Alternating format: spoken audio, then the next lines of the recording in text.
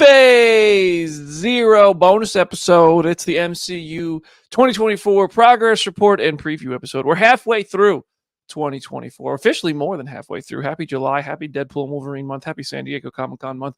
I am Brandon Davis. My friends call me BD, and I'm joined today by Aaron Perrine. What's going on, everybody? And we got Jenna Anderson. Hey, everybody. And we got a look back at 2024 so far with the MCU. This means shows, movies, news, rumors, all that stuff. And then in the next portion of it, we will look at what's coming, what we expect, like trailers, news, surprises. And then maybe we'll do a final segment and be like, is this the year that's saving the MCU? Because we needed a dramatic title for it. So we'll make sure we live up to the title of the episode. So, all right. Everybody feeling good? Everybody good? Yeah. Everybody ready to talk about 2024? 2024 been good to you guys so far? Jenny, you doing all right? Yeah, absolutely. It's been a wild year. It's crazy that it's already half over. It feels like it's kind of flown by, but definitely a lot has happened and it has been very good. So it's been an interesting year, that's for sure. Aaron, how you feeling halfway through? I'm just still reflecting on the fact June squeaked when it was gone. And I'm like, wow, holy crap. Already June. July. Mm-hmm. It was one of those blink and it's... I feel like I blinked at the beginning of May. Maybe even April, and all of a sudden, boom, it's July. We got 26 days till Deadpool. If you're watching live, if you're watching later, well, I can't update the count, but all right.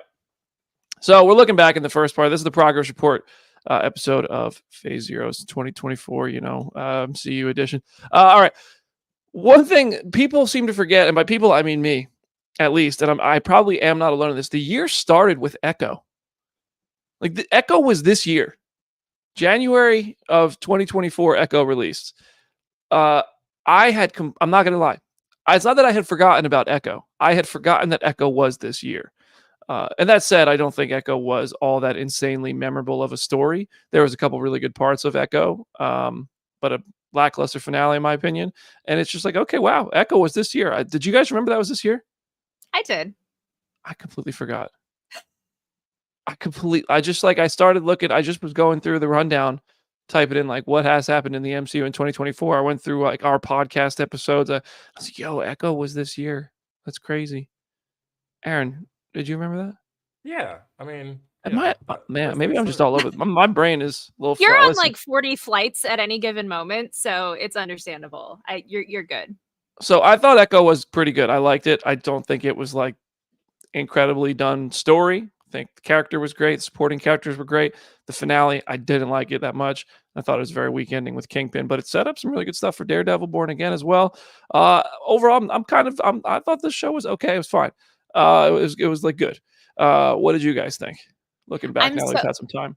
I'm so glad that it still exists because I know there was so many rumors, so much speculation about the state of the show as it was being made. And I'm glad that we ultimately got it. I do agree with you. There are some holes in the story, but I think the cast is just so good. And the just energy that the show brings is just so unique. I'm so thankful it's part of the MCU. I wish we were in a world where it became appointment television and everyone talked about it, but I'm still glad that the people who gravitated towards it and really resonated with it, people in the chat are saying it really affected them. And I'm glad that they can continue to make art that does that. It just sucks that it wasn't on a massive level that other shows probably have been. And there's two reasons I think for that being the case is because A, it was dumped all at once, but also B, I think the 6-episode format is proving to be difficult for a lot of streaming shows, not just Marvel. Rick and Michonne was this year, and that was 6 episodes. Fantastic, phenomenal first 5 episodes, and the 6th episode sucked. So I look, now that I've spaced from that, I think about it, it's just these shows try to do so much, and then they seem to set up these huge ideas and get to their finale, and all of a sudden, boom, we got to finish this in 1 episode because we don't really plan for season 2 or season 3 or 13 episodes, whatever we used to. But yeah, and to me, Echo's finale was not as much of a misfire as the Rick and Michonne show's finale was, but still, I didn't really care for it. Aaron, what do you think of Echo now that we have had some time away from it? Well, it's funny because I really do believe that in the last couple of months, I've had to do a lot of self-reflecting and a lot of reading about all of this from outside angles. And do you know that more people watch Echo than watch X-Men 97? I believe that. I believe it. Crazy. It's hilarious. Yeah. And you would never know due to the reception online. You would never know that. You had no clue. So I think we do probably need to step a little bit back about it being not memorable at all. That's a little strange, but the endings of these shows are the endings of these shows. Like that part of the thing is, I remember the rubber chicken.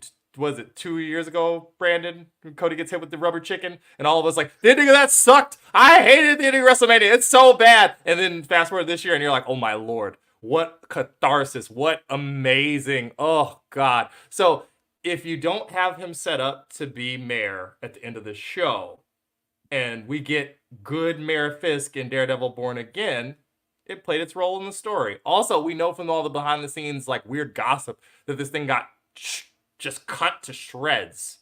At some point, it was probably supposed to be 9 episodes, and then we just had to like get her on the tracks. Like I said, the way that final episode is shot with the powwow and everything that happens really made me feel like in some version of the story, did something bad happen to these people? I'd never shake that. That's mostly why I remember, because I was like, Jesus Christ, these people are in danger. This is not good. In our world, this is not how this goes. So that's there a little bit too. There's a bunch of things. I think you're right though. The showrunner era of these Disney Plus shows is going to be fascinating, because I think that the trains will run on time a little bit more.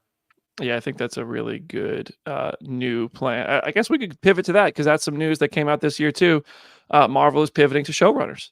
I don't remember when this came out. It was pretty early in the year when things were shaken up, and one of the changes was shows going forward will have showrunners, because the format was it would have executive producers and it would have a writer, but then the writer would kind of hand it off to the director, and the EPs would kind of, but then there was no one person overseeing the story through the entirety of it. Which was interesting. And now Marvel is going to have a much more streamlined process, like a showrunner. What Angela Kang was to The Walking Dead, I'm sure there's other ways to. Ryan Condal is to House of the Dragon, right? So Eric Kripke to The Boys. So I think that's a really good. I think it's going to be really helpful for these shows going forward and help them probably stay a bit more cohesive, hopefully. Not like I think the Marvel TV stuff has been on a big upswing. Loki season 2, What If season 3, Echo, and X-Men 97 are the last 4 projects, right? Yeah. Come on, that raises the average of the Disney Plus show for Marvel overall. With if you take those 4 out, the average of the shows goes down, in my opinion. So I think they're doing hopefully the upswing continues and only gets better with proper showrunners going forward, because none of those even had that. Well, and as I've stated every time we talk about this, they kind of had to start instilling showrunners because of the strikes. Like this was a negotiation that came out of the strikes, and so now it is a thing that they have to do. But it is like I do think it will be for the best. Like they've talked about it. Brad Wenderbaum has talked about it. Even like Kevin Feige's talked about it a little bit, of like needing to pivot to running these shows like actual TV shows as opposed to just running them as really long movies. Because as we've seen and as we've argued on the show, certain shows could have almost worked better as a trimmed down movie. Certain shows would have worked better as like a 20 episode procedural. So under the surface of all this as well is the like non Bob Chapek of it all anymore, and the murmurs behind the scenes that they were deciding who gets to be what gets to be a series and what gets to be a show based on other things that were not in the creatives lane. And hopefully we've gotten rid of that. Hopefully we've stopped doing that, because that doesn't make any sense. No. No. But speaking of showrunners, there was bad news for one, I believe was showrunner. I think the title was showrunner, but head writer. That's what they were calling them until the writers' strike required the change. But Bo DeMeo was fired from X-Men 97 the day before the junket and premiere and all that stuff, right before it released on Disney Plus. And everybody was like, wait a second, does this show suck? And it didn't suck at all. But that was pretty shocking news. That was a pretty big one. It makes me really curious, because obviously animation is on a completely different timetable from any of the other projects that we're talking about here. So it's like, I knew when Bo left the project, it's like there was still at least season 1, if not most of season 2 already in the can. I'm very curious if we get to a season 3 on the show, if we will be able to detect his absence, if like the show will fundamentally seem different. Because speaking to some of the other creators on the show, like you can still tell that there's a really good energy, but it'll be interesting to see like how the show pivots if it does get even beyond a season 2. If we get less Magneto, Bo didn't have nothing to do with it. Yeah. He loves his 90s X-Men. As we move to the future, it's like, oh, okay, yeah, that might be a thing. But yeah, we were all really concerned, and there was no reason to be. It was all gas, and I don't know, and no one knows what happened, so we're not gonna speculate on that here. But yeah, very strange week. Yeah, that was great. But that said, that is, I guess, the negative of X-Men 97, which is probably like the only one. Because X-Men 97 was phenomenal. I mean, I guess the other one is not a lot of people watched it, apparently. I mean, the people who did watch it loudly, watched it proudly. We were on here, and I mean, social media was lit up for X-Men 97. At least that's what it felt like in the bubbles where we live and breathe on social media as Marvel fans, as hosts of Phase Zero, as our audience probably lives there too. X-Men 97 love was plentiful. The show was very well received. Reviews and fan, reactions were great. So it's awesome to see that. I hope that that positive, loud word of mouth results in a lot of people going to watch it now that it's over. I've spoken to people, friends, who are saying I'm waiting till it's done to go watch it. So maybe a lot of people are going to do that. And season 2 will have even bigger numbers. Season 2 is coming. I have no doubt there will be a season 3. I have no doubt they're going to build this into some sort of big event for Marvel Animation at some point down the line. But right now, I just hope season 2 doesn't take too long, because in the streaming era, second season's freaking, you can go to college and graduate. And by the time, you get a second season of something. I mean, think about somebody who started college the year WandaVision released. They're getting Agatha in their senior year. Yeah, that's right. And that's the closest thing to it. Well, I guess Doctor Strange. But yeah, that's barely a sequel to WandaVision, though. But yeah, X-Men 97 was great. Good time. It was. Brad came out swinging, man. Let me tell you. Give me 1 second. I will say that late night finale episode is still one of my favorite things we've ever done on the show. Like, I am so glad that we all basically pulled an all-nighter. We were all on Jamie time for that episode because it was so worth it. That was fun. On Jamie time. Our Loki episodes and that X-Men finale episode, I love when we are able to just look at the audience right after an episode and be like, the reason we are all gathered here today is because Marvel just ended a series in glorious fashion. Where we're all here celebrating something. Like, that takes me back to when we used to wake up early to do WandaVision and Falcon and Winter Soldier on Wednesdays, because we'd have to watch it, and we never did the live thing right when the episodes ended because we were still figuring it out. But yeah. One thing that wasn't good, but it's not really MCU, was Madam Web. That movie stunk. See, Jamie's not here, so she and I can't be the full Madam Web defense squad. It doesn't need one. It does, though. No. Aaron. It's funny because this thing killed on Netflix, so I was no just one about to cares. say, yeah. Nobody cares that it's bad. No one cares, man. It's like that Under Paris movie that Ariel dragged me over coals to watch a couple weeks ago. No one cares that it's awful, man. Nobody cares. And also, it's not the most awful movie I've ever seen either. I still stand on that. There are things we watched for the X-Men rewatch that I enjoyed less than that movie. Yeah. Like, for sure. Like, multiple entries. No, I will give it the absolutely. I will give it the compliment. This is the nicest thing I'll ever say about Madam Web. It is not the worst. There are movies worse than Madam Web. If I think really hard, I could find some. I just put it on honestly yesterday.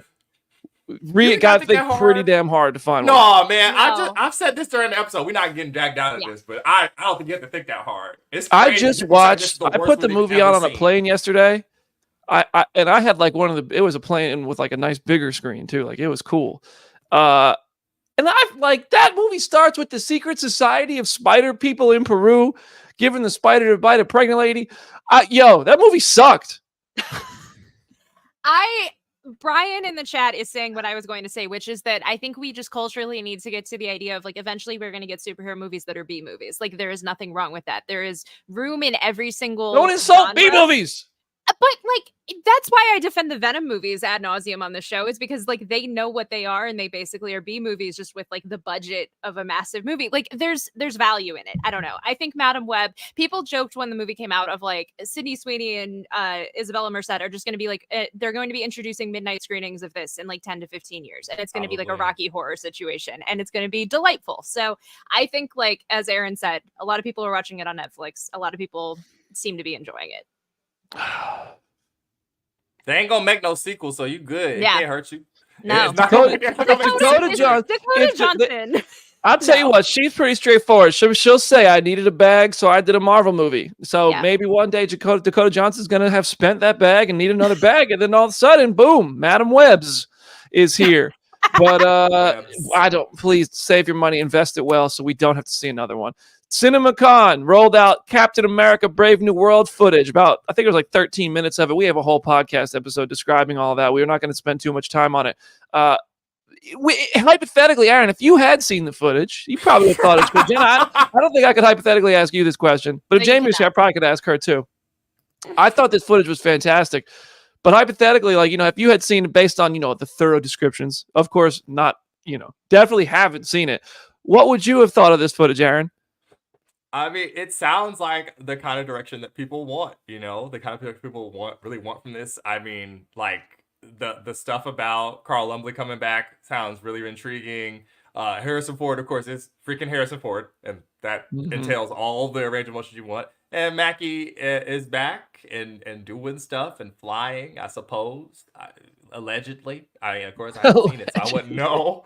I am interested. The thing that happened this weekend, they said they hired back the Winter Soldier, what is it? The stunt coordinator or whatever for this movie. So I'm like, okay, all the stuff you guys say you like is here. I don't know what else is supposed to be done. There's even Giancarlo Esposito in it. It should be fine. Yeah, once you throw Giancarlo in something, that generates, I think, a level of interest and optimism from people who love that guy. Is so beloved, and rightfully so, in my opinion, that his involvement in anything is enough to generate excitement, optimism, and just enthusiasm for a project. Even though we have no idea who he's playing, and I see people crying about, "Oh, you made him a generic Marvel soldier general, whatever." Like, because of his costume, they don't really know who he is based on the set photos that we definitely didn't look at. But yeah, so I think it's awesome Giancarlo's in there. Jenna, based on everything you've heard about Cap 4 stuff and footage from CinemaCon and wherever else it might have played, what do you think? What do you think of this? Yeah, having read the very thorough description that we have on comicbook.com, I'm optimistic. I didn't know the stunt coordinator thing. That has me really, really confident because Winter Soldier is easily one of my favorite MCU movies. So if we get close to that energy, I'm very excited. We've kind of talked about this here and there when we've brought up like the reshoots and certain characters and now adding Giancarlo. I'm very curious about the lost media that is eventually going to surround this movie because I feel like there are going to be entire sequences that are not going to be in the final cut and are just going to be gone. Like that is really fascinating to me to have that happen with this movie. And I hope that ultimately the movie we get was worth all of those changes. There is one person that people were looking forward to seeing in this that has been cut out, as far as I know. Like there are entire portions of the movie which are removed, which means people who were removed. So yeah, it's going to be interesting to see. What down the line if they were talking about the stuff that was cut and what the movie would have been versus what we get. Hopefully what we get is very good because I always believe you can reshoot a movie, you can fix a movie, you can delay a movie because you can only release it once unless it's on Disney Plus, in which case you can change the color of the Statue of Liberty at any time you want. But there's a lot of rumors about this movie. The footage was fantastic. Great tone, great action, great stuff. The joke about, Harrison Ford not having the mustache, but because he's the recast, they kind of acknowledge that in a very tongue-in-cheek way. So yeah, Cap 4 rolled out footage. I would expect, I'm not going to be shocked if a trailer for this comes with Deadpool and Wolverine. To me, it would be a missed opportunity not to. That said, the marketing windows for these trailer releases has shrunk quite a bit in the post-pandemic world. So that would be probably the earliest we've gotten a trailer for a Marvel movie in a very long time. Yeah. 7 months, right? July to February this comes out? Yeah. So I would say probably the closest one, and it wasn't released officially, was the Guardians trailer screening at Comic-Con 2 years ago, which that was just for in the room, but that yeah. I feel like if anything they might show footage in the room and then we hear about it and then maybe get a trailer a couple months later. I mean, I definitely think this is going to Comic-Con. And we'll talk more about that in a bit. But yeah, I as far as a public trailer, I hope there's one attached to Deadpool and Wolverine. My goodness gracious, if there is a trailer that week, Phase Zero is going to be busy. We're going to have an episode every day that week because we got the Comic-Con preview episode that Monday, or Deadpool, or the X-Men movie rankings episode that Monday. I don't remember what the days we said we're going to do them. We're going to have a Deadpool and Wolverine bonus episode, hopefully some Deadpool and Wolverine interviews.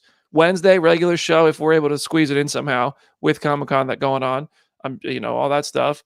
A Comic-Con recap panel. And maybe Phase Zero is doing something else that week. Who knows? Anything could happen. But more on that more on that comes. A Fantastic Four cast was revealed. Finally. Yeah, it was like revealed. It was like the slowest reveal of all time. Like Vanessa Kirby like lied about it back at the Mission Impossible junket because that's why I have trust issues.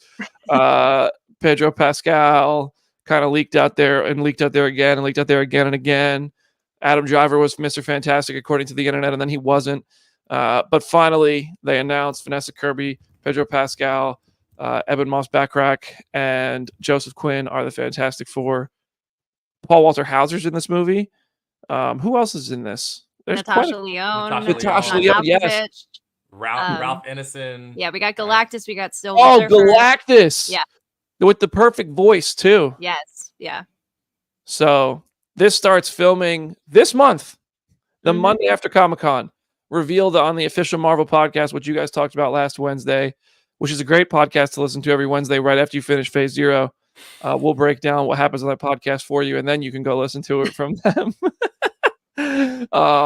It's awesome that somebody wants to be the second best Marvel podcast on a Wednesday. It's just really cool to hear that. No, I think that I actually listened to that. It was a good podcast. We heard you said in the chat that you listened to it before you listened to our show. So, Did I just lose internet? Ooh. Oh, we might have lost. Oh, Did no. I lose internet? Who lost internet? I don't know. Oh, I I lost hear you. internet for a second there. Oh. Nova was chewing on the Wi-Fi.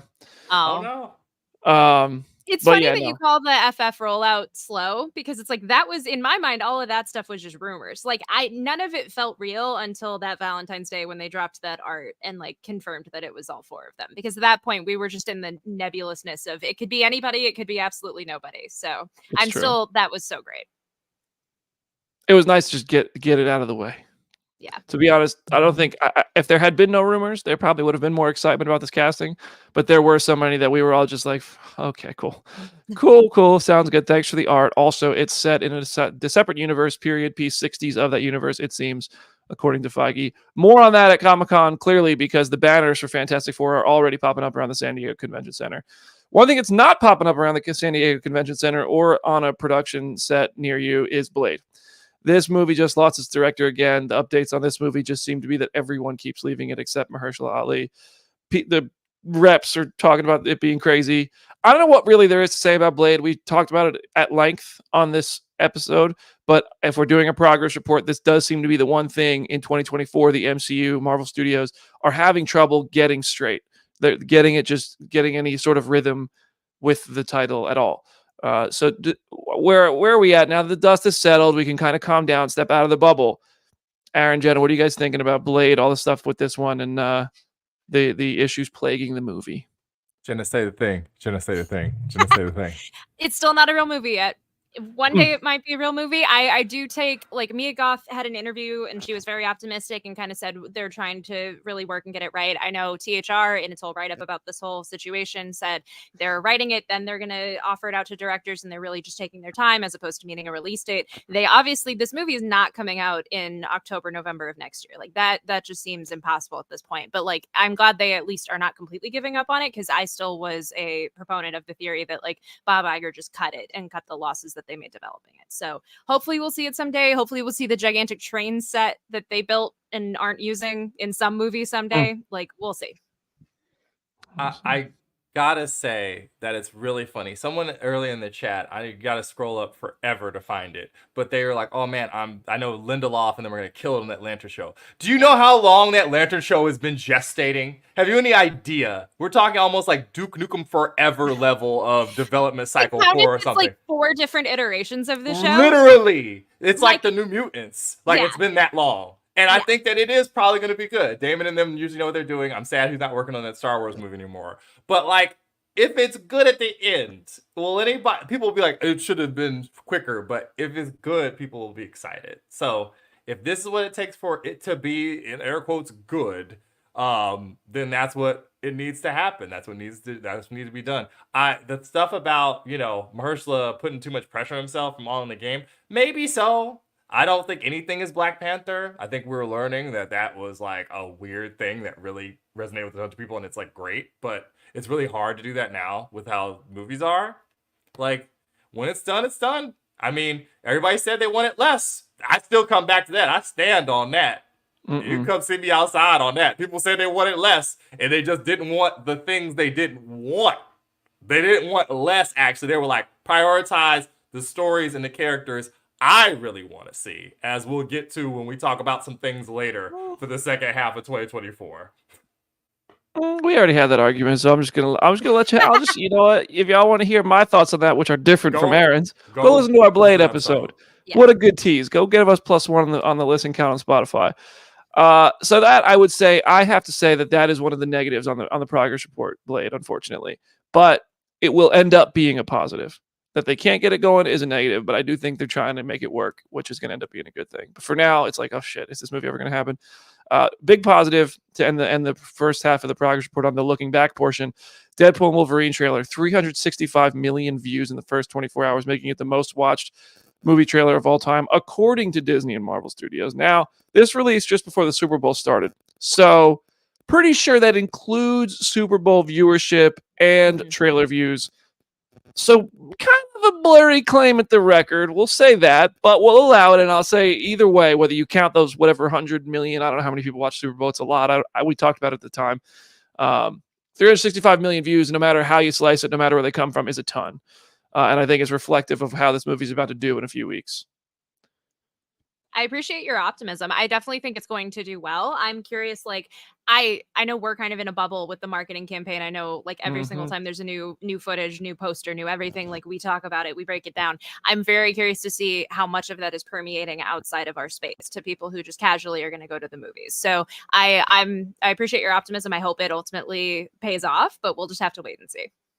I think the press tour for this one, the late night show appearances by Ryan Reynolds and Hugh Jackman, all the stuff the Marvels didn't get to do with people like Ryan and Hugh are beloved. So I think that this movie's gonna do. But is it gonna beat Inside Out 2? I would have told you 100% yes like 3 weeks ago, but now, my goodness, Inside Out 2 became a smash.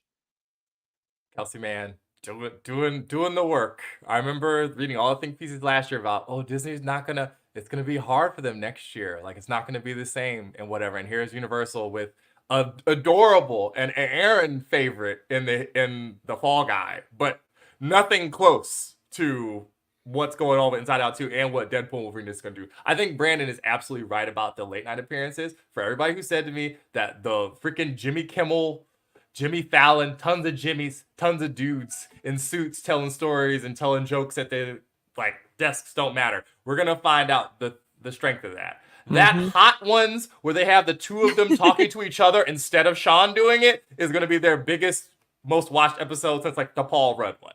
It's not a game. I think the 200 is absolutely in play. I think the 200 million is absolutely in play. These two went to a football game, and it was like the biggest trend ever. Now listen, I know it wasn't just them. There was a dazzling friend with them. But it was just like everything they do. Anyway.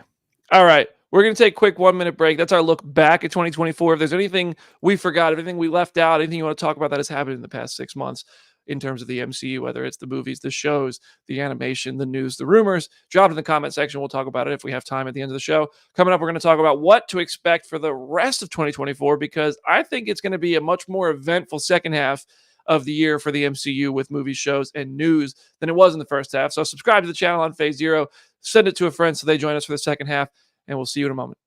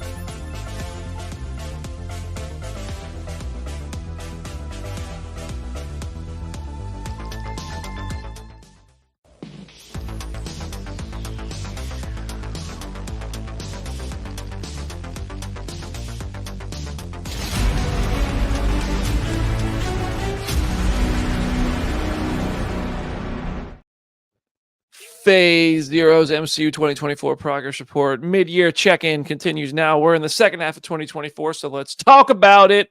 If there's anything you want to talk about from upcoming 2024 titles, news, rumors, whatever, drop it in. Maybe we could talk about it. But right now we're going to look ahead. Right around the corner, we got to start Deadpool and Wolverine. Not too much to really talk about with this, just because it's so close now. It's like we're not going to dive into spoilers. We're not going to dive into rumors. We're not going to dive into too much of the, like, they keep releasing promos, but most of it is just the same footage reformatted for vertical at this point, it seems like. But it comes out on July 26th, so it is right around the corner. The premiere we know will be on July 22nd in New York, according to some of the like that's the fine print on Hot Topics giveaway. So that's where that came from. And it's the same weekend as San Diego Comic-Con. So you got to wonder what's going to go on at San Diego Comic-Con. But Deadpool Wolverine, I guess we could start with how well is this one going to do at the box office? How much of a positive impact, if any, is this movie going to have on the MCU? I think it's going to be very successful. I also think it's going to have a massively positive impact on the MCU in ways that I think have not been predicted yet in terms of the overarching story. But I don't want to like dive into too much theory and stuff quite yet. We'll get to that. But I guess we could just do a predictions on opening weekend. I think it's going to open to about 185, personally. Aaron, what are you thinking? Aaron, go ahead. 205. 205. Wow. I love the I think optimism. I hope you're right. Coming up and above. I don't know what it is.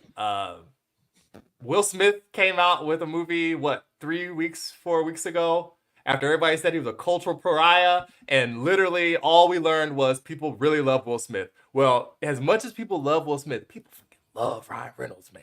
Like, and Hugh. There's a ton of just goodwill. I don't see any way it goes under 190. I just don't. I think you got a good point. I was gonna say like 180 at like the absolute most. I hope Aaron's right. I hope it like blows past expectations, but like that's just about where I would say I'm at. I also I'm curious with like BD's point about it, like relating to the larger MCU. I do think narratively in the larger canon and with like Secret Wars and everything, like we are gonna get nuggets of stuff that is gonna matter. It's interesting seeing how people speak about this movie and how they act like this movie's success is going to indicate success for every subsequent MCU project. Whereas like this is an established franchise that the MCU inherited. It's R-rated, which like a lot of the movies on the horizon are not. So I'm not necessarily jumping to say that it's going to reflect how Captain America 4 and Thunderbolts and all of these things perform, but I do think if it does well, that does help the Marvel brand a little bit. Yeah, I don't think this really does too much at all for Cap 4, Thunderbolts, etc. But I do think it does great stuff for Secret Wars, which, if those movies will also do anything to serve an Avengers type of plot, I think they will all benefit from its kind of restarting here, in a sense. I also think what? Go ahead. I was kind of a change of topic, so you go ahead.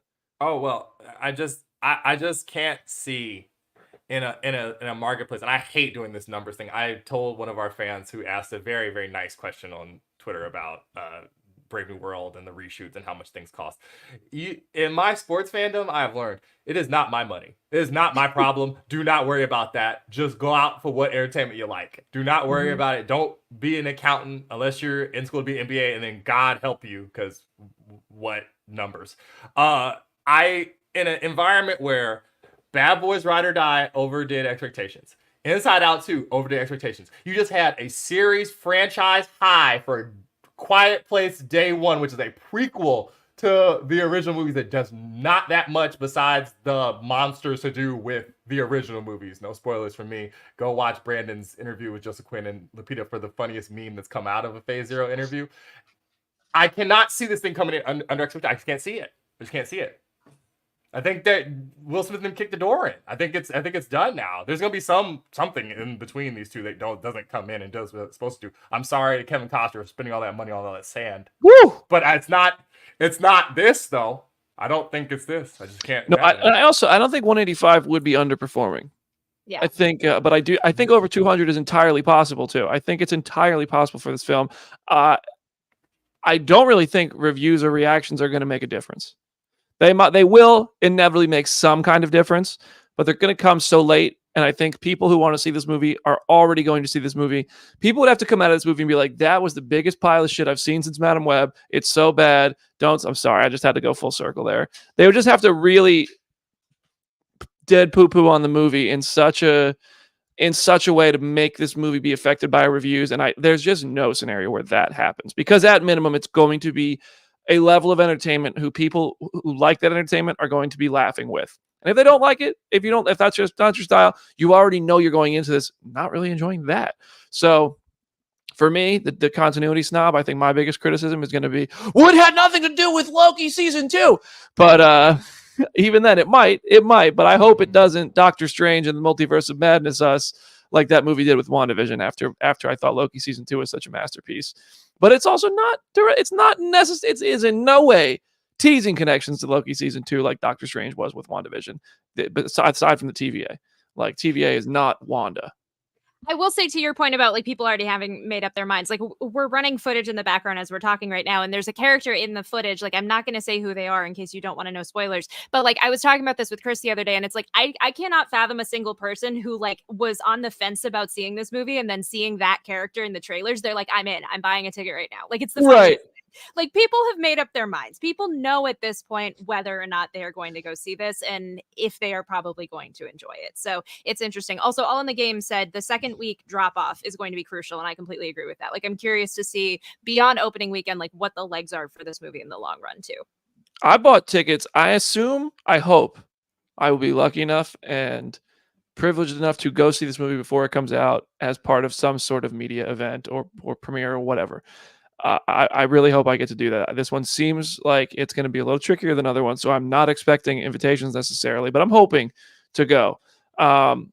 I bought tickets at San Diego Comic-Con. There's Comic-Con parties. There's all kinds of stuff. I still bought tickets to go see it Thursday night in IMAX. I don't care what's going on. Even if I've seen it, I'm still going Thursday night. And the movie probably is going to open to 200 million because I went to that damn claw machine and I had to buy, 70,000 tickets just to try to get. So I pushed it over $1 billion myself. But yeah, all right. Oh, one last thing on Deadpool and Wolverine. With the movie 26 days away, I don't think there's been like an official final trailer moment yet. Do you think they drop a quote unquote final trailer as Marvel does, and they show they do like some sort of obvious tease like Doctor Strange did and like a lot of things do like the Marvels did, where we get a thing spoiled for us to the level of Valkyrie showing up in the Marvels, or Captain Marvel and Captain Carter and all that stuff that was in Doctor Strange. Do you think this movie pulls one of those to try to boost that opening weekend at the last minute? I hope not. My hope was that the tickets on sale trailer that had like possibly Lady Deadpool and had all of these little things here and there. My hope was that basically was functioning as the final trailer, and then like the TV spots that we're still getting with like the character I just talked about. That I would rather they just sprinkle it in that way as opposed to just giving us a trailer a week or two out and ruining the surprises. Mm-hmm. God, it's so hard because under the shape pack, I'd be like, absolutely, 100%. We're gonna get like some big cameo that absolutely should not be in one of these trailers in the trailer. And if you disagree with that, you go pound sand because then they point at the numbers and be like, look at how high the box office was for Multiverse of Madness. You guys don't know what you're talking about. But yeah. I think we are, because I didn't expect the thing that happened. It's funny, if you're listening in audio form, God bless you. We're trying to dance around this so hard for all of you trying to. Is that a thing people have actually managed to steer clear? Because it's not even a big one. I was gonna say, I feel like there are headlines or like tweets that have probably confirmed that character. I was just trying to be as spoiler protective as possible. Oh, yeah, that's fair. I won't be the one to ruin it. We've done so well. Yeah. Right. It's weird. Also, Jenna, nothing comes out that next weekend except for Trap.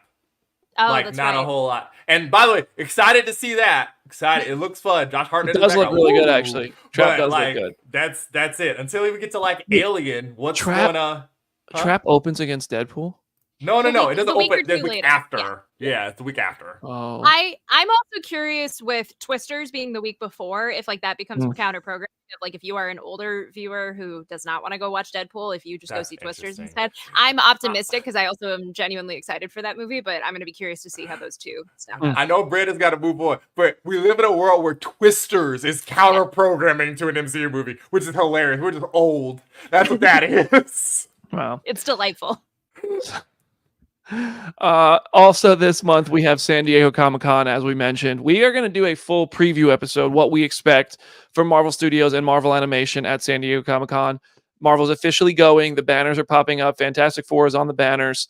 I think we're going to do the San Diego Comic-Con preview episode on July 22nd, because it just makes sense to do that the week of Comic-Con. That's when we'll have times. We'll have all that stuff, all that information about that. And the week before that, July 15th, we're going to do our X-Men movie rankings episode, so that that's ready in time for Deadpool and Wolverine as well. We're still trying to figure out what we're doing next Monday, July 8th. We'll figure that out. We'll cross that bridge. Aaron dropped a ton of good ideas into our group chat today, so I'm sure we'll have something to talk about. But yeah, I was going to have us kind of do quick expectations. I don't think we need to do that yet. Like we'll save that for the preview episode. Comic-Con's right around the corner. So on Saturday, July 27th, Marvel Studios will be headlining Hall H. DC not going. No Superman. Pisses me off. Okay. Well, okay, James hold on. Gunn Yeah. Okay, James Gunn is not going. That does not necessarily mean that DC is You're not right. going. You're right. Superman is not, as far as I know, Superman's not bringing James footage to Gunn is Comic-Con. not going. That does not necessarily even mean that there might not. I don't know. Like But actually, I'm just basing it off of what he has said on social media. yes, they are in the That trenches walks on out Superman there. right now. That walks out there and shows it himself. He's like, give me it. He just runs out there with a can of film. Yeah. Well, I need to walk that back actually, because I was a little too exaggerative. I don't know that DC is not going to Comic-Con. I do believe Creature Commandos will probably have some stuff there. I wouldn't be shocked if Warner Brothers has the booth and this costumes and stuff like they usually do. But yes, James Gunn, and as far as I know, Superman, barring a surprise like small thing they pull, is not going to be at Comic-Con, which kind of upsets me because I know it's a Marvel podcast. I think this could have been like Superman's Comic-Con.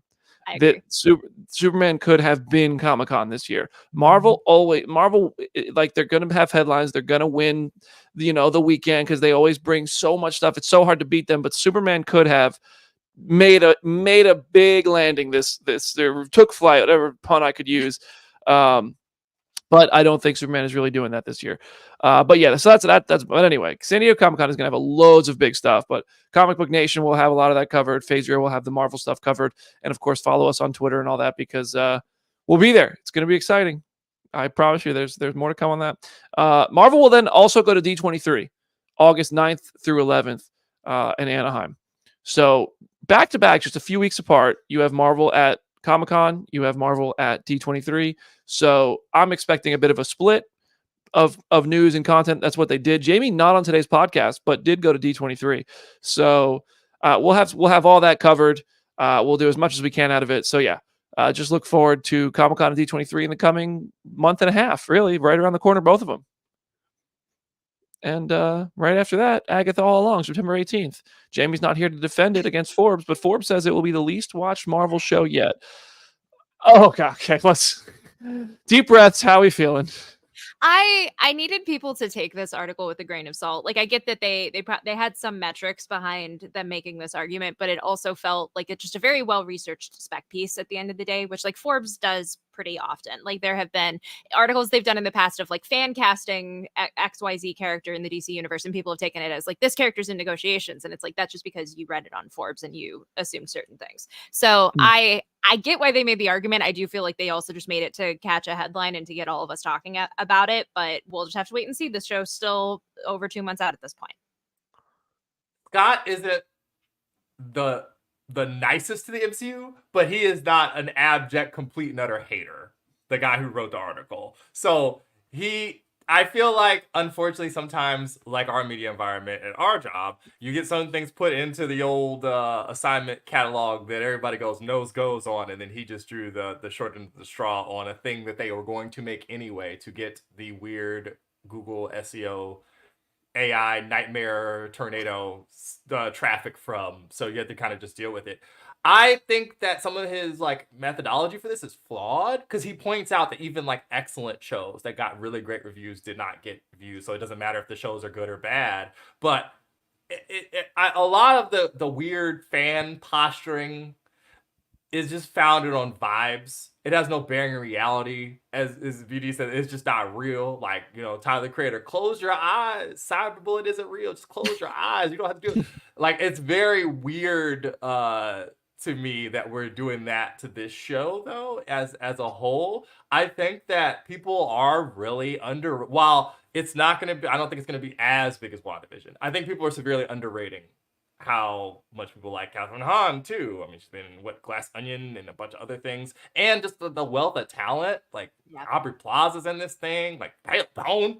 And God help you, Helen Mulholland's gonna say whatever she wants into a microphone from here into September, and there's nothing Kevin Feige can do about it. She got like weird, like force field around her from the snipers. She does not care. She's on the Alfred Molina program. She's not giving a crap. So we'll have to really see. I think also, funny enough, to like give in to some of the weird stuff that goes on in this show, I think that the breaks in between is gonna create a little bit more fervor for it than would otherwise, because there has been 3 shows.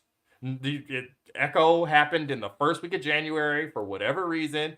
There hasn't been a second show, has there, this year? I don't think, besides X-Men 97, but I count the animation stuff as like separate. And then Deadpool. It'll have been forever unless some other things we'll talk about in a second come along beforehand, which I don't know. We need trailers for these things for them to be coming out beforehand. I don't know where that's coming from. When you were saying Captain America Brave New World trailer, I'm like, that would be so wild for there to be a trailer for that before Agatha and it comes out this year. But I get it because it's a movie that people have to go out to the movie theaters and see. So put a pin in it. We'll see. I don't think there's any way any other show, animated or live action, hits Disney Plus before Agatha all along. Yeah. Then we're gonna be busy near Christmas and Halloween and Thanksgiving, guys. Batten down the hatches. I hope you're ready. With that in mind, there's a lot of animation to talk about. And Jenna, I'll let you can tee up this next one. Yeah, so when I spoke to Brad Wunderbaum about the X-Men 97 finale, I had kind of asked him about the shows that we know are on the horizon. We have What If Season 3, we have Friendly Neighborhood Spider-Man, and we have Eyes of Wakanda. And he told me that he probably thinks that What If Season 3 is going to be next. Like, obviously, to the points we just made, probably not going to come out before Agatha, but it's at least interesting to know, out of all of the shows, that one's probably ready. Like, we got the first look at that right after Season 2 ended. Like, we got that footage like the day of. We got the still images like a week or two later. Like, it's clearly been in the works and probably in the can for longer than we thought. So I hope we get it at least before the end of the year, and I hope Eyes of Wakanda and Friendly Neighborhood aren't too far behind, but we'll just have to see. Yeah, we'll see. I have trouble imagining the turnaround being a year or less, given What If Season 2 was the December of this year, but I would love that. I've just become so used to these shows being so ridiculously spread out. But if What If Season 3 is able to fit into the end of the year, I'd be thrilled. And Friendly Neighborhood Spider-Man, Eyes of Wakanda, at most I think we get one more show from animation this year. I don't think we get 2 or let alone 3. But I would say it's probably either What If or Friendly Neighborhood Spider-Man. But I think also there's some stuff we don't know about this that I think is probably going to be surprisingly enthusiastic and positive updates about them and their timelines out of San Diego, I think. And Or probably D23 as well. Probably. What? No, so I was in agreement of like probably D23, if not San Diego. But yeah. I think D23 is going to be a big one. So, yeah. I really hope that there's 2 of them, because it looked like there were things far along when we did the What If, the panel that Brandon hosted. You got footage from all this stuff. I feel bad for Friendly Neighborhood Spider-Man's like crew, because goodness gracious, Jeff and them just have to answer questions. They're like us back in 2021, just desk support where people are like, where's the show? And they're like, we made it. It exists. We just don't have control over when it releases to the public. So we'll have to see about that. I agree with Brandon though. I can't imagine that there was this long gap between X-Men 97 and Deadpool, and then nothing, and then Agatha, and then here's 4 animated things. It doesn't make sense. Which also makes me believe you should have just went ahead and either did Spider-Man or Wise Wakanda or whatever before Deadpool. Well, so we have stuff to talk about. I'll say this: officially making Marvel Animation its own branch within Disney, and having Brad Wunderbaum oversee that is a really smart move that we saw happen this year, because we talk a lot about superhero fatigue. We talk a lot about quantity being too much, people complaining about that. And I've said myself, I think sometimes they just push too many things out too quickly, and I just, it's undeniable that people are starting to say it feels like a chore to watch Marvel stuff. If Marvel animation can just be Marvel animation, it doesn't make you feel like you have to watch What If season 1 and 2 and X-Men 97 and Friendly Neighborhood Spider-Man and Eyes of Wakanda and everything else. We're going to watch it, of course. But to the average viewer who wants to go see Deadpool, Wolverine, wants to go see Cat 4, wants to go see Thunderbolts, wants to go see the next Avengers movie, to take those off and say those are separate. They're animation. You can enjoy them. Your kids can enjoy them. They're not homework for the next Avengers movie. Maybe they will be. I think it would be cool if they do tie together. But I think it's a very smart move to simplify that for the audiences, because we don't need animation fully connecting or fully being obligated to understand full canon within like the sacred timeline in live action. So I think that's a smart move and a good way to separate it. And I also think it'll be interesting to see how they market them separately going forward. But yeah, I think that that was an interesting new shift this year. And the return of Marvel Television too, which is interesting. What trailers we think we might get before the end of the year? We got Cap 4, Ironheart, Thunderbolts, Daredevil, all eligible for live action trailers that could drop still in 2024. I think Cap 4 is definite. Yeah. Of those other three, hard to say. I think we see all of them between Comic-Con and D23, but online, I don't know. I would say with Thunderbolts, I feel like if I were them, I would almost wait, because I feel like it and Cat 4 are like the same sort of gritty street level sort of movie, to where like if you're trying to sell this to general audiences, they might get confused if you're marketing both of them at the same time. Like I think part of the reason why the Deadpool marketing has been so effective is because it is the only MCU movie that has been marketed this entire time. So I think like having that exclusivity window might ultimately help going forward. I think so too.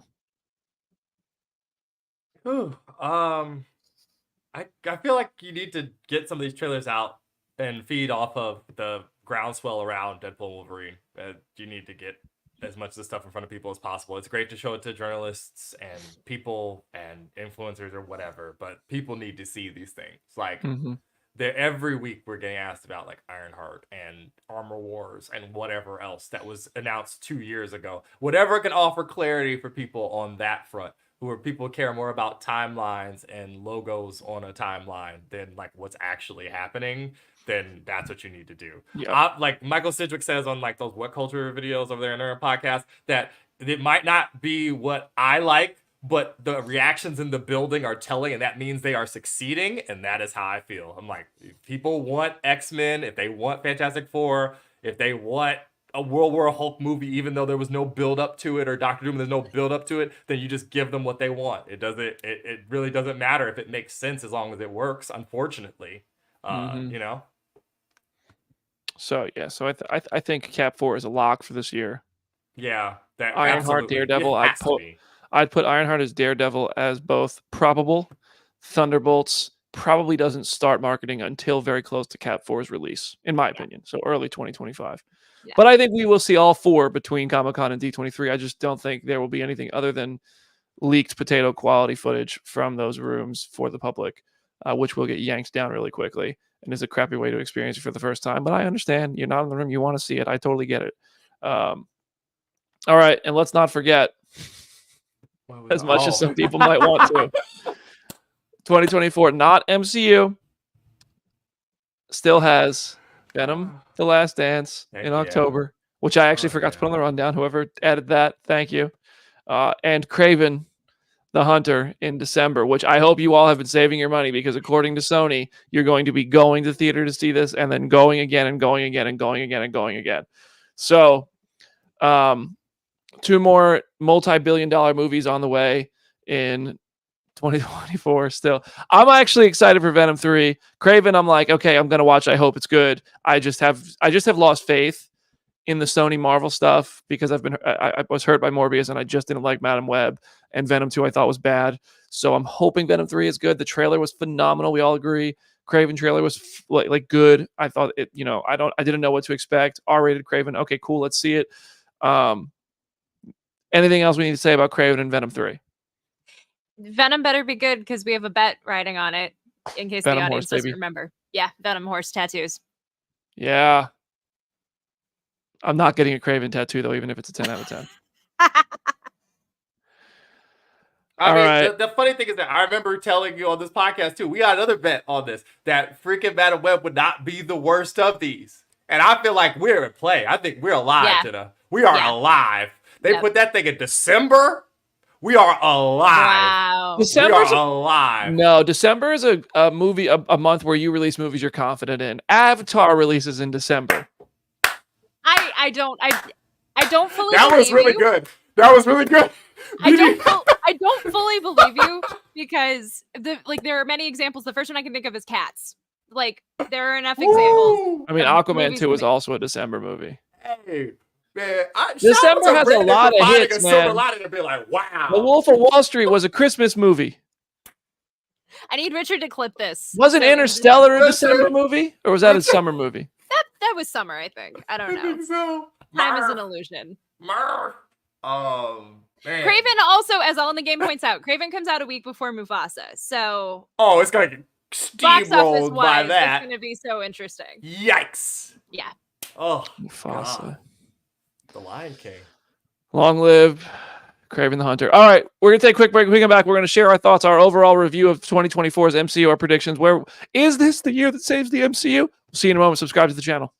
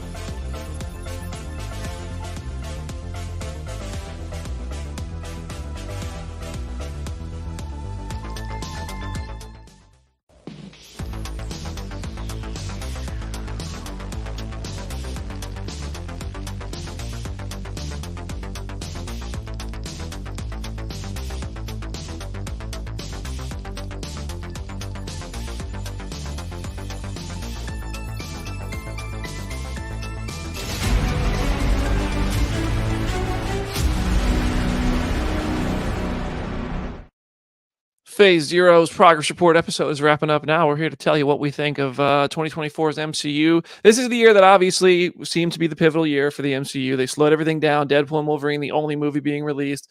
Less shows, less movies. They're reshooting things. They're changing things. They're seemingly saying, hey, listen, we see we're not selling as many tickets as we once were. Our viewership is not, as high as we want it to be on Disney+. We hear the quality over quantity requests, basically, is what it seemed to be going into the year.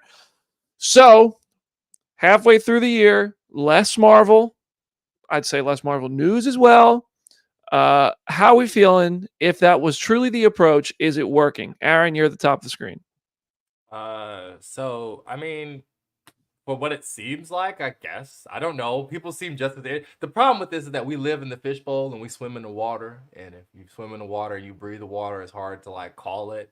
I know probably outside of these halls that things are not as energetic about the MCU, but I'd argue they're not as energetic about anything. So there's that too. I think that there's a big, hilarious miasma hanging over all of this that we're just not talking about. Big don't look up vibes out of everything going on at the present moment. I'm still thinking about what's her name? Normani just dangling last night. I'm like, yeah, she's all of us. There are very serious things going on the ground, and I'm just on 2 rope ladders like SpongeBob. Somebody let me down. But yeah, I guess it is working. We'll have to see what happens with Deadpool. If Deadpool does the numbers, the insane numbers that are being forecasted, then I'd say we're on the right track. Because I think that Daredevil, Fantastic Four, big things people have been asking for. Depending on what we hear about Thunderbolts, depending on what we hear about the other stuff, you can really kind of carry the momentum. I do dispute that there's this idea of Deadpool will be the first big thing that they release in a while. And I'm like, not the breathless praise of X-Men 97 not mattering. Not the breathless praise for Loki season 2 not mattering. Not the breathless praise for Guardians Volume 3 not mattering. Like, what? So, we'll see. We'll have to see what it is. Jenna, what are you thinking? I think it's a complicated conversation because I know a lot of people saw the headline of this episode and they were like, well, just based on the content, no, because like there's only one MCU movie, there's all of these shows. And like the fact that we're even having the conversation about Agatha possibly being the lowest viewed, I think kind of worries some people. But I do think creatively and just behind the scenes, it does seem like they are on the right track. I will not be as bold enough to say like, oh, the entire thing is saved. We're heading back to where we once were, but there is at least like a concerted effort at this point. And I think ask me again in a month after the Comic-Con panels and after the D23 panels, and I probably will have a wildly different answer because we have a lot of questions I noticed on our show of what is on the horizon and specifics of that. I feel like they're going to answer that very soon. And I think part of the problem with the superhero fatigue and the MCU fatigue was that when even the fans of the franchise were not liking certain projects, were complaining about certain things, that then makes it harder in the eyes of like the larger monoculture to be like, well, if the fans aren't liking it, then is it even worth our time? So I think winning back the fans, putting out things that they know people are going to like is going to go a long way. I have to agree. I do think it is working. It's hard to say for sure, but I think it's been a good choice so far. I think people are very excited for Deadpool and Wolverine, and it didn't have to trip over the marketing for anything else in the Marvel Studios world in this past few months, which I think is a good thing. It's not competing with a TV show. It's not competing with another Marvel movie 2 months before, 2 months after. I also think Agatha is due for probably not great ratings. I think Marvel fans are going to tune in for it. I'm excited for it. I think those of us who watched WandaVision and are still here are all very excited for it. But I don't really see that one being like a crazy smash hit. I don't know that it's going to be the worst viewed, but I don't think it's going to be like this big phenomenon. I think for us, it's going to be a fun time. Marvel fans, it's going to ignite a fire. Maybe if the show it turns out to be very good, then it could get people who pick it up along the way. But I don't think people are going to pick it up before it comes out unless they're really in the Marvel fandom anymore. But that said, I think that I've said this before. Agatha seems like one of the last titles that was part of just the green lighted era. Like 2021, 2022, they were Vision's getting a series, which they took a long time to really actually greenlight, and now it's happening. But Ironheart, Miss Marvel, I think a lot of stuff from the early Disney Plus stuff that got greenlit really quickly when they were ready to have shows basically stepping on each other. That's not going to happen anymore. I think Moon Knight, I don't know which shows we would still get if they were planning Disney Plus from the start, knowing what they know now, basically. And I think Agatha is one of those that probably might not have happened, but it is, and I'm happy it's happening. But I don't know what is going to happen with the audience for that. So I think that they're restructuring things to make things that they know a lot of people want to watch, which is bittersweet because yes, I'm one of the people who does believe a little bit less would result in more for the MCU as a whole. But I don't want to not get the Ironhearts, the Agathas, the Moon Knights, the Miss Marvel shows. I want those shows, but I do think spacing them out, taking time to make them really, really good is going to be the key thing. So they took their time with Agatha. Stamina points out right now, 3.5 years after WandaVision. To me, that's too long, and I think that's just because they had too many other things to properly follow WandaVision. They already had the green light era in full effect when everything was being made. They couldn't turn Agatha around quick enough to do it well and do it at a good time in relation to WandaVision. But yeah, I think it's where I think we will really see like Jenna said after Comic-Con and D23, but also talk to us again halfway through 2025. Really. Yeah. The funny thing though, what we're learning though is that all these streaming shows take too long to make. That's a unsaid thing here too. I've 2 years until Bridgerton season 4 comes out. The fandom was unpleased. So you split things. Yeah, it sucks. There was a tweet about Severance where someone was like, I gave birth to a baby who's now a toddler in the time between Severance season 1 and Severance season 2. Yeah. So it's it's not exclusive to Marvel that these shows are just taking forever. Oh, I know. I think just industry wide, we are going to hopefully get into, and again, the strikes are a huge part of that. We're going to get into hopefully a habit of these shows being made better and in a more efficient sort of time. So, well, you're also seeing the streaming era is the studios shooting themselves in the foot in a lot of ways too, and that's why we're already seeing bundles. They're bringing cable back. Maybe Max and Disney Plus are going to be on the same subscription. They just know the streaming services is a hard game to play, especially when you want to deliver movie quality content. Guess what? I got 23 episodes of Lost 3 years in a row. And then I got 16 episodes of Lost 3 years in a row after that. There was never a gap. Occasionally, they might have to take a week off because they were trying to catch up and finish the show, finish the episodes, but they were able to do it, and it was of quality that I was satisfied with. I don't know. TV and movies are a little bit different. I love that we're trying to get Game of Thrones level quality on everything that gets released on streaming. To me, I don't know. I think they're seeing that 2 years in between shows or more is a great way to lose your audience over time.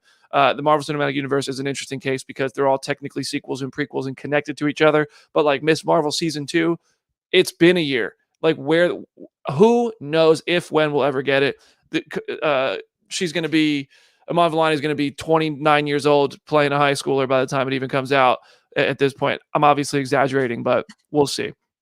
But overall, yes, I think we all agree. It seems to be more good than bad for the state of the MCU 2024 so far, kind of how it's going. You can't say definitively. Talk to us again halfway through 2025 when we see the results of it, like Cap 4 and how that performs, Daredevil Born Again, how that performs, and after Comic-Con and all that, and we have a picture of what's coming. So yeah. So that's our episode today. Anything we want to add real quick before I end the show? Nope. All right. And Aaron, any last words for today's Phase Zero bonus episode? It's at something like Hornet. You can find me on Twitter. So comic book wise, I think, if you care about that Hellboy movie, I believe we covered that this morning, which I am completely flabbergasted by the existence of, but I'm sure some people are excited, at least until they watch the trailer. So you can go decide for yourself over comicbook.com. And Cobra Kai season 6. The final season of Cobra Kai. A lot of you, by numbers, have seen Cobra Kai because everybody has Netflix. So you can go watch our breakdowns of that stuff too. Charlie, we just have him with his eyes taped open in front of a TV, constantly watching things for all of you. Jenna, any last words for today's show? It's at Hey It's Jenna Lynn on social media. And as always, go read some comics. I know we didn't talk about anything comic specific today, but I'm sure we will on Wednesday. And I know we have in previous weeks. So just go read some good comics. We have quite a few good things to talk about on Wednesday, so we hope you will join us there. There are over 1,100 people watching the show right now. Wow. What a great opportunity for all 1,100 of you. Well, those of you of the 1,100 who are not yet subscribed, to go subscribe to the Phase Zero channel on YouTube so you never miss a show. We do shorts, we do videos, we do interviews, we do live shows every Wednesday, and bonus episodes every Monday that we have something to talk about. So happy second half of 2024. Play our show for your mom. Play it for your dog. Hit me up at Brandon Davis BD if you want to talk more. Subscribe to our channel, and we'll see you on Wednesday. Bye, everyone.